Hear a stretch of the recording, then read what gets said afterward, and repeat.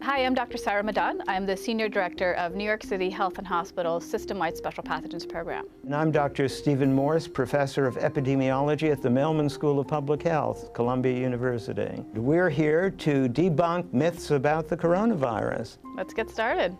Getting the coronavirus is a death sentence.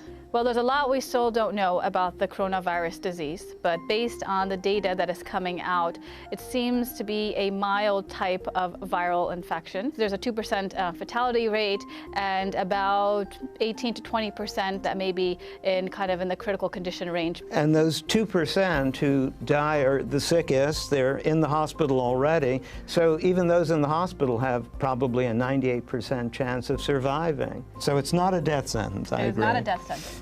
Only Chinese people have the coronavirus. Well, it started in China, but the reality is that it's everyone's virus. And if it gets far enough, just like the flu, it could be anywhere. Infectious disease do not respect boundaries or borders. And for that matter, everyone is susceptible.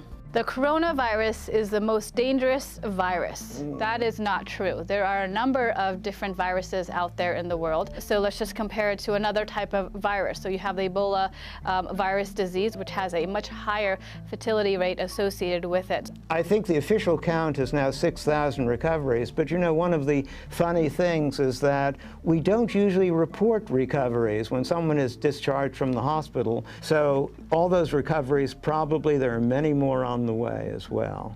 Wearing a mask will protect me from the virus. A lot of people like to think so, and of course a mask gives you a sense of security, but the problem is that people who wear these masks usually don't wear them properly. They've never really been trained. They may not know what kind of mask to wear. So there's two types of masks. One, the simple or surgical mask that you see the general population wearing, and then there's another type of mask that healthcare workers wear. It's called the N95 mask, and it's a respirator, and it is able to filter particles that are airborne with 95% efficacy. And the one that healthcare workers wear, they have to go through what we call fit testing, and so to make sure they have a perfect seal. People who may think they want to wear an N95 find it very uncomfortable after a while, so even if it's well fit, it's then especially hard to breathe through. And the mask is really for those that are infected with the actual coronavirus disease, not so much for a healthy individual. So things that actually proven to be effective is washing your hands often,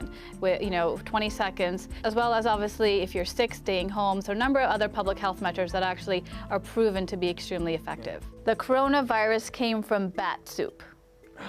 That is absolutely not correct. So what we know about the current coronavirus disease is that it started in Wuhan province in China in a wet market, or seafood market, if you will, where there's a number of different animals there. So there's a couple of different speculations out there, but not from somebody obviously consuming bat soup. But what we do know, obviously, is that once you actually get the coronavirus disease, the form of transmission is obviously through droplet spread. So coming in contact with somebody that is sick with the coronavirus disease, close contact with them, or contact with their droplets shortly after. You can get sick from a package sent from China. I think it's really highly unlikely when you consider the time it takes for a package to get from China. And right now, what we do know is that obviously these droplets that can contain the viron or the virus itself, it may not be able to survive outside the human body for very long. So even if it may, for example, come on a package or a box, depending on how long it's been there, it may not actually be able to survive outside.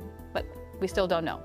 Closing borders will stop the spread of the virus. These types of respiratory viruses, they don't respect borders, as we know. And it's not the fault of a government that this type of outbreak is starting or spreading. It's just the nature of the virus itself. Travel bans historically have proven not to be very effective. In fact, it seems that it was the opposite. They caused more fear, make more chaos. People were reluctant to actually come forward with actually reporting that they had the illness. A lot of it is perception, and with travel bans, a lot of it, politicians particularly, I hate to say, like to do that because it gives the appearance of doing something, but it is often counterproductive. The federal government does state non-essential travel should be restricted, obviously, to mainland China. That's the epicenter, and that's where there's a lot of community transmission. The virus only affects older people. Well, that's kind of half true. It affects everybody, even children. The older people, however, are the ones who are more likely to have severe disease or more serious disease. So all of us older people have to be careful, but it affects everybody.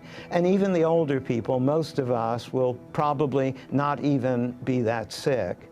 The coronavirus is the same as SARS. So the coronavirus is in the same family as SARS. It's a coronavirus disease. There are two various, and now 3 coronaviruses known to cause more severe infections in humans. SARS is one of them.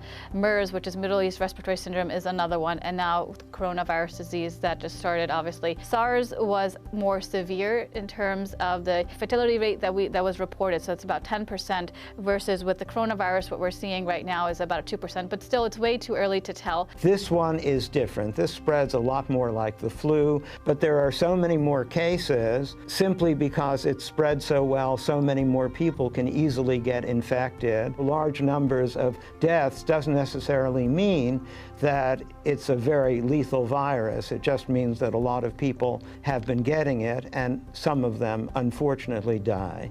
The coronavirus was deliberately created or released. Giving humans a little bit too much credit here. So we basically had 3 coronaviruses in 3 decades, but we know that there are a lot of them in nature that look exactly like SARS, and this one doesn't look special. So this is just another one to add to the collection. Infectious diseases can be caused by a number of different things. Obviously, they're natural in the environment. It could be due to, obviously, climate change, ecological factors, agricultural factors, human behavior, and these are constantly happening around us, so outbreaks are inevitable. It could be very surprising that anyone would have figured out a way to create it. We still are way behind nature in being able to do that.